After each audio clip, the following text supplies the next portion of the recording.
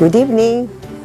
Welcome to our show, Nunsense Makes Sense. I'm Sister Mary Jan Mananzan, your host. Maybe you saw in the Facebook, no? That a very famous designer, her name is Kate Spade, has committed suicide. Imagine, such a successful, rich woman, and all of a sudden, she commits suicide. And it seems to me that there are so many young people now who seem to be on that verging on committing suicide. So I was thinking that it would be a good thing that we will discuss. What are the symptoms? How do you prevent, etc. So we have two guests here. One of them is Zena. You remember her? We had her as guest. But noong kasi nung you were telling us, then you told me that your dad, and pag ikikwento mo pa yan, that there is in the family, you really actually experience yung pagsisuicide ng mga uncles mo. So, doon ko naisipan nyo na imbitahin ka nga ulit, di ba?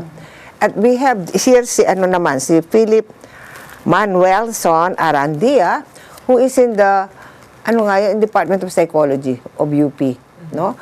So, you are at the same time a doctorate student, and at the same time, you're already working in the department, yung talagang, it's kind of a center. I'm teaching. You are teaching, and then you also have this center, di ba? A clinic po in Green Hills. Oo. I've been doing clinical work po for almost 5 Okay, years. before we go into this, our topic, we would like to know more about you. Saan ka ba pinanganak, Philip? Ako po ay galing sa Zambales. I'm a pinatubo baby po. No? That's only 1990, Apo. di ba? So you're only, what, 28? 27? Yes po, I'm turning 32 this July po. 30, okay. 32 or 30? Apo, 32 po. 32. Tapos po, yung college po na dito na sa Manila. Ang high school doon din? Yes po. Lahat kayong tatlo? Opo, kasi yung brother ko po, 12 years old pa lang siya ngayon. Oo. My mom po is working in an NGO. Your mother has always been in Yes. that NGO? Yes. And your daddy also? Sa government naman po yung dad ko. Anong branch? Sa Department of Agrarian Reform po. Okay lang kayo pumunta sa Maynila?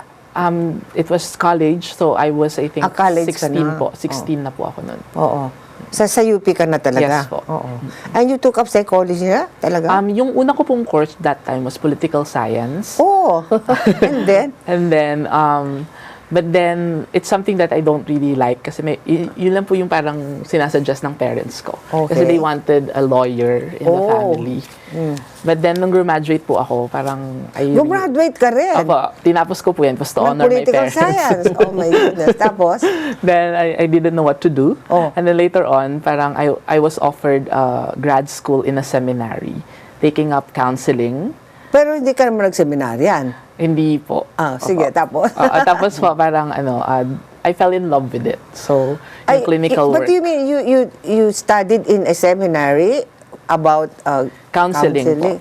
Saan seminary yun? Sa Asian Theological Seminary po. At doon ka talaga Doon po ako nagtapos? na-expose sa clinical work, psychotherapy, counseling. But you took a bachelor degree and a master's, gano'n ba yun? Hindi na po. So, parang MA na po yun. MA na yun? Opo, MA na po yun. Tapos po, I decided after that na mag-PhD na po. Tapos nagpunta ka na sa UP? Sa UP po ulit. Oo. And while you are in UP, you are teaching and you are in this? Opo. Sige. Mamaya pag-usapan natin yun na later on yung ginagawa mo ngayon. We'll go back to Zena. Yun na nga, yung kinuwento mo sa akin, 5, sabi ko, don't tell me in one family. Kwento mo nga. Ang father ko po, eldest, sa Okay. magkakapatid, Oh. 6 sila.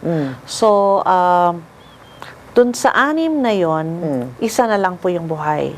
And yung buhay na sister has been on medication Also. to manage her depression for the past 3 decades. Oh my Easily goodness. 3 decades. Baka nga 4 pa. Anyway, yung pong unang namatay sa kanilang magkakapatid, I think that was in 1977. Basta alam ko, early part, bata pa ko yun. He was 24 years old, binata, naghang siya sa puno sa tabi ng ilog. And then, couple of years later, tinawagan na naman kami, the youngest sister, ang kinamatay naman ay nagpasagasa sa tren. Oh my God, ang painful nun. Opo. How old was she? She was 30 and she's a mother of 3. Ang youngest niya noon was 4 years old yata. But when I'm sure you were interacting with these two people. Are Taga yourselves Marikina more- po kasi kami, Oo. and then yung relatives namin, yung So, hindi family mo sila ng kilala lolo. masyado? Hindi po, hindi masyado. Pumupunta lang kami doon pag Christmas, hindi talaga namin nakaka-interact. Kasi po ang trabaho ng lola ko, pulkero. So, meat vendor What's sa that? palengke. Okay. Lagi po silang busy, syempre, and magaling sa negosyo. So, yung pong tita ko, pulkera na rin siya, meron na rin siyang sariling pwesto. But between them, may isang tito kaming namatay na alam ko is parang a complication ng ulcer because alcoholic, substance abuse. So, we know, kasi substance abuse can be parang manifestation of a psychological Difficulty. yes. And then after nung pangatlo na yon, tatay ko na po, December 22, 1988, 3 days before Christmas, he hanged himself dun sa ilalim ng bahay namin. Naku, but did you notice anything with your father? Kasi po, alam namin na may depression. Kasi nga may namatay na nga nung Oo, siguro. That affected him also, di ba? Yung tatlong kapatid niya. The thing is, sa kanila pong magkakapatid, dahil nga ang tatay ko yung kuya, siya yung umiikot para i-counsel yung mga kapatid niya, and Oh then my goodness. ini-explain pa niya. Pero po, I have to say that less than 2 months after my father died, the last one, nawala for a week, and then nakita namin sa isang hotel sa Bukawi, drug overdose naman. Less than 2 months after my father But died. that's like suicide din, ano? Suicide din po. Talagang purposely Hindi lang siya na-overdose Opo. accidentally. Yung tito ko na yon, ang alam ko, mula sa bahay nila sa Valenzuela, sa May Marulas, gabi-gabi, magja-jogging yan hanggang, kasi po iglesia yung mga relatives ng tatay ko, mga kapatid ng tatay ko. Jogging yan mula Marulas hanggang sa dun sa yung malaki nilang church sa Commonwealth and back. Para mapagod. Malayo yun. Para mapagod. Every night, tatakbo. Tapos para tulog na siya, hindi na siya mag-iisip. But there must have been something, no? Is that in the genes or something? That can also be in the genes ba? It's Sabi po genetic. ng tatay ko, siguro nung mga a year or two before he died, we subscribe to Newsweek. Pinakita niya, ito, tignan nyo na sa cover story, The Silent Killer, sa States daw. Sabi niya, ito ang sakit namin, tignan mo. We only need a certain kind of medication para ma-balance yung chemical It's sa brain. chemical imbalance, ibig mo sabihin. Well, dahil po sa experiences namin, I used to work for Natasha Goldborn Foundation. I was you the have to tell us executive that director. also. Okay. Nalaman ko that it can be genetic, And it can be environmental. triggered by the environment, and also about your psychological well-being, gano'n ba kalakas ang naturalesa mo, o di ba? Tama ba yun? So, para pong bumingo yata kami, nandun lahat. So, Nagsama-sama lahat ng So, wala kang inkling na that day she's good. Kasi nakausap mo pa, sabi mo, no? You were going to go to a lantern parade or yes, something. that day po, so nagdo-dorm po kasi ako. So I sa went UP. home, sa UP Diliman. I went home para magbihis. Oo. Mataba na po ako noon kasi buntis na ako noon. Hindi niya alam. I haven't told them. Oo. Ewan ko, ano bang iniisip ko to think that I can hide it from all of them for the longest time. Kasi po, 120 pounds lang ako noon. So, kaseksihan ko talaga. Pero nung time na yon 145 na ako kasi napaglihan ko yata yung bulalo doon sa may Balara. Araw-araw yan, bulalo ng bulalo.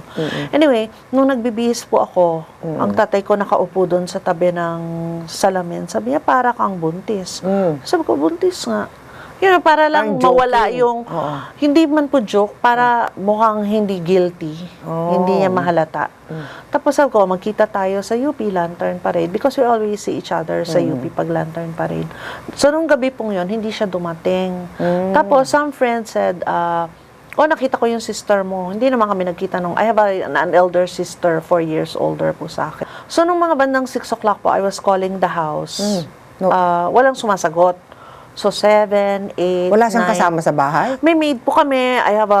Meron akong brother na at the time 5 years old. Tapos may kuya ako, pero alam ko out of town. So, my father, my sister, and then yung maid. My mom was working in Saudi at that time po. Oo. So, OFW ang nanay siya. ko. Oo. So, walang sumasagot. Ang ginawa ko, inantay ko mag 10 o'clock, tumawag ako sa office ng sister ko. Ang tagal bago Sumagot?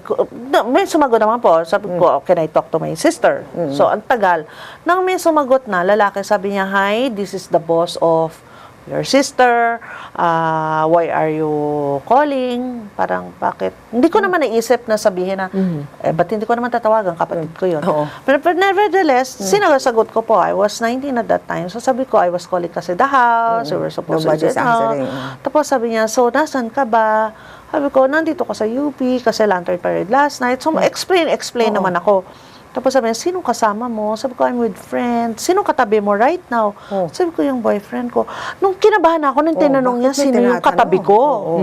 Doon lang nag-sink in. So sabi ko, is my father dead? Ay, ikaw ang nagtanong ng gano'n. Opo, kasi kinakabahan na nga ako. So, feeling ko, I have to ask the worst thing na pwede mong tanungin. Tapos? Thinking that they will say, no, hindi yan. Sana. Oo. I got the shock of my life. Sabi niya, yes. Sabi, yes. Ay, naglupasay na ako. Nagwala na ako doon. Mabuti hindi ka nakunan. Opo nga eh. So, yun. Tinatanong pa, wala kaming inkling. We've always known that he has depression. Kasi po, also has depression. for the longest time, bata pa ako, alam ko may mga episodes, mag-aaway sila ng nanay ko, biglang matatarantay nanay ko kasi nagkulong sa kwarto. Pero bata pa kami, palalabasin kami sa bahay. Alam mo yun, labas kayo mga bata. Bakit? Nandun. Tapos, tatawagin na nanay ko yung lolo ko, saka yung mga kapatid niya. And then, alam namin na may season, malulungkot siya, lagi to. And every morning, we'll go to the breakwater. Morning, sa kagabi. Kami ng papa ko, nagkukwentuhan kami. Daddy's girl po ako very, very close ako. So, alam na namin na may depression siya. Meron siyang At saka alam nyo na yung kanyang 4 na kapatid. Opo, diba? ando na. Well, nakatatlo na nung time pala, na nun. So, season na, nasanay na kami. And he keeps on telling us about depression. Sinasabi niya na ito yung sakit, ito yung ano. Tapos siya pa yung nagpumupunta sa mga kapatid para i-counsel. So, we never thought na bibigay din siya. So, hindi po namin naisip yon. We took it for granted na, kaya niya kasi siya naman. Ang hirap. Yeah.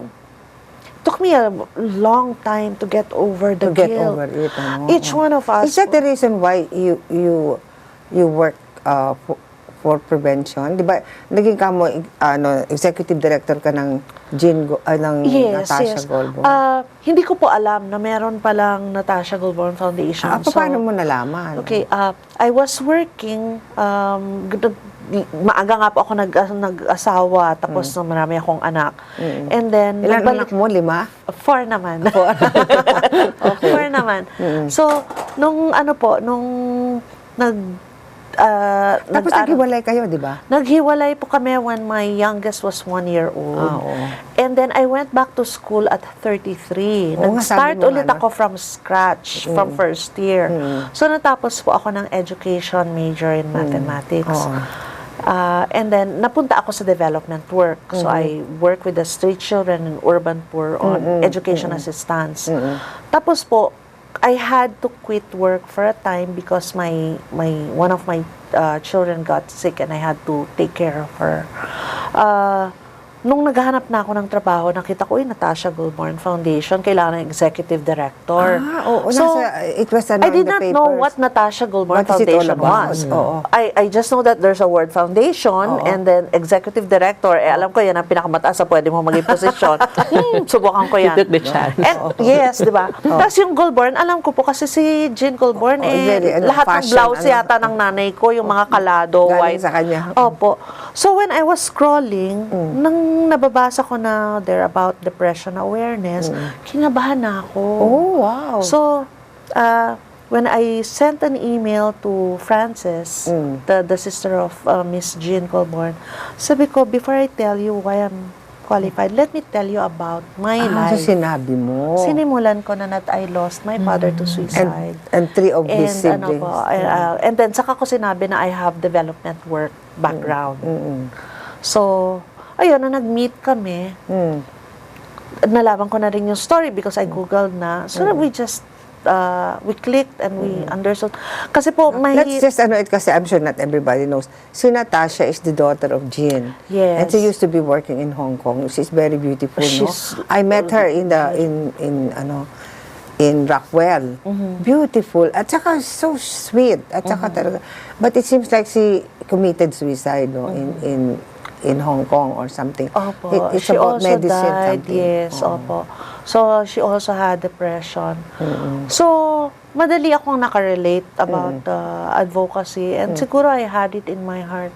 Doon ko pa lang po, nung nagtrabaho ako sa Natasha Goldberg Foundation, that's when I got brave to talk about depression. And medyo in-elevate ko pa yung usapan sa suicide. Kasi po before, it was really just about depression. Pero let's call spade. That's true. Ano ba yung pinakamalalang pwedeng mangyari sa tao na may depression? But at the same time po, we have to see it from the perspective of the society. Kasi kung mayaman ka, may alam mo what depression is. Well, kung mayaman ka, pwede kang magliwaliw, pwede kang mamasyal, pwede kang mag-shopping, pwede kang magpagupit ng buhok, magpaganda, madidistract ka, ibig mo sabihin. mag-travel. And then when everything doesn't work, you go to the shrink. Diba po?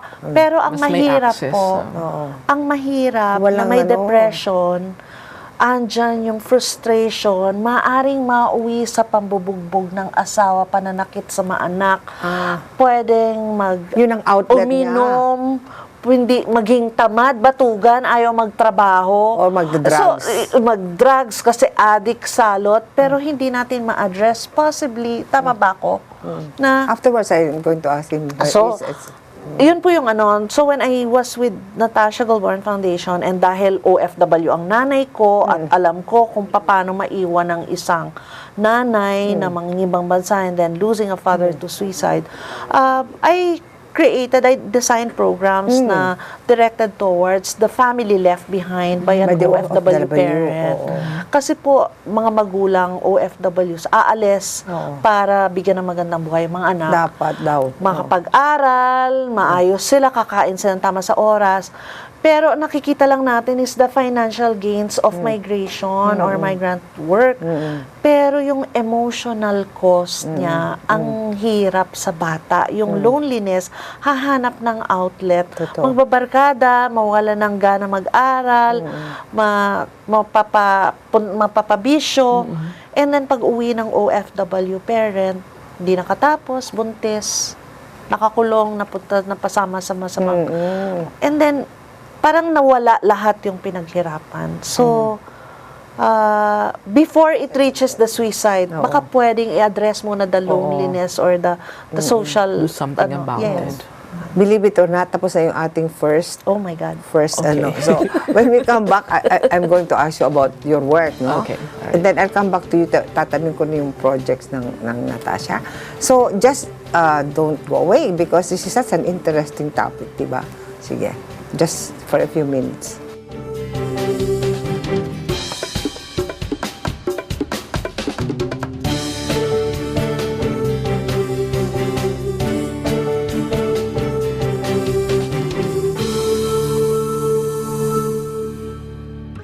Where do they teach heart the courage that exists even in the darkest of nights?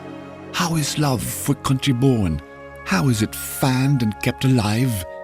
And the faith, the sinewy, stubborn faith in a God, from where is it drawn? The character, this poise of greatness, is it taught? Is it God's handiwork? How are they made? How are they made?